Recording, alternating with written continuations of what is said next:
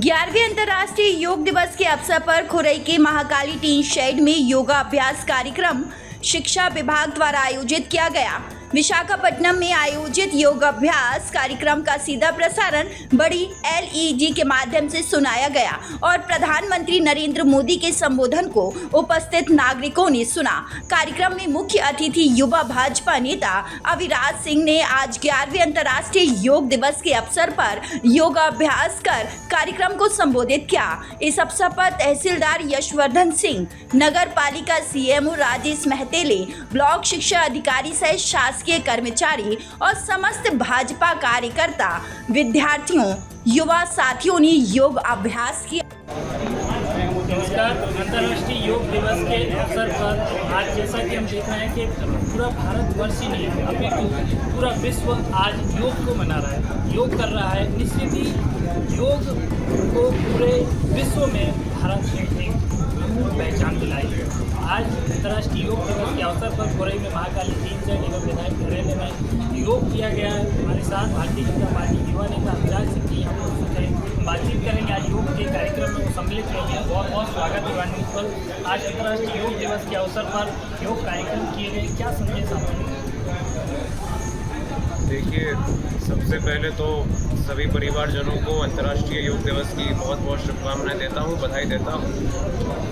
उसी के साथ सभी का आभार भी व्यक्त करना चाहूँगा। महाकाली टीन शेड में जो प्रोग्राम हुआ उसमें अपनी विधानसभा के सभी गणमान्य जन ने, गणमान्य नागरिक ने, वरिष्ठ नागरिकों ने, सभी ने सहयोग किया।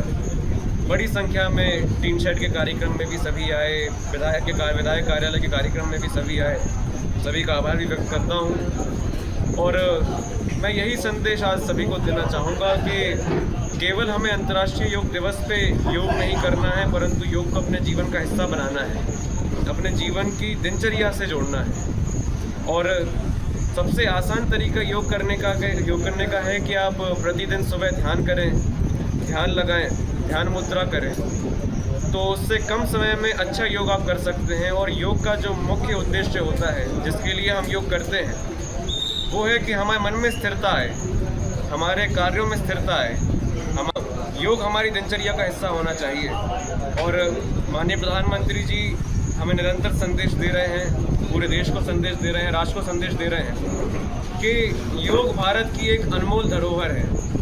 योग ने विश्व को रास्ता दिखाया है, योग ने पूरे विश्व को स्वस्थ बनाया है। तो पूरे विश्व के नागरिक आज वसुधैव कुटुंबकम की भावना के साथ योग कर रहे हैं, एक पृथ्वी एक परिवार की भावना के साथ योग कर रहे हैं।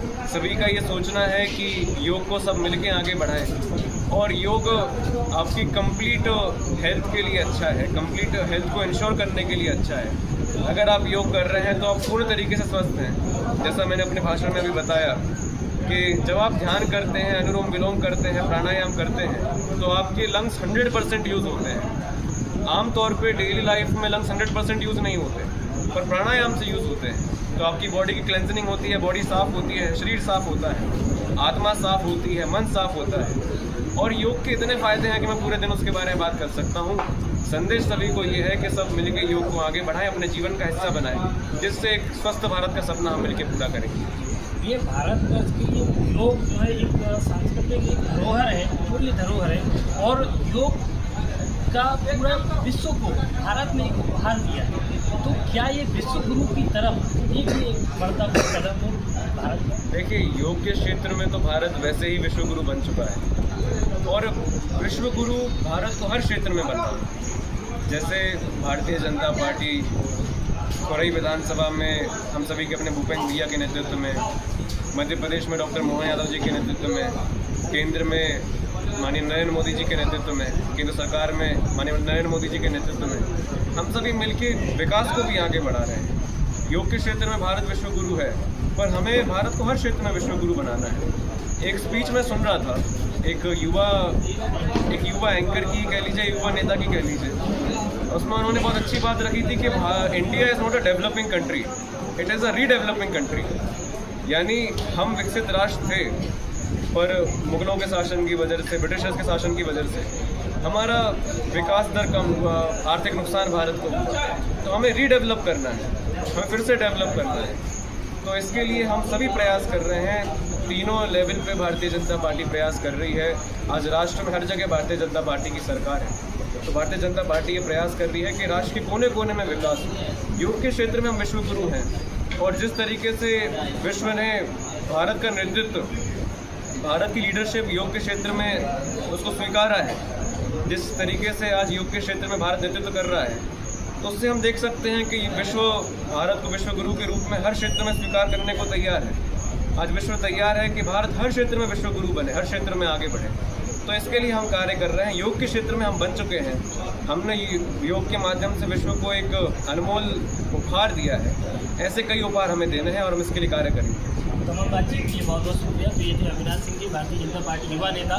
निश्चित ही अंतर्राष्ट्रीय योग दिवस के अवसर पर खुरई में तमाम जगह जो है कार्यक्रम आयोजित किए गए, और ये अनमोल उपहार भारत ने विश्व को दिया है योग दिवस के रूप में। युवा न्यूज़ के लिए खुरई से कृष्ण का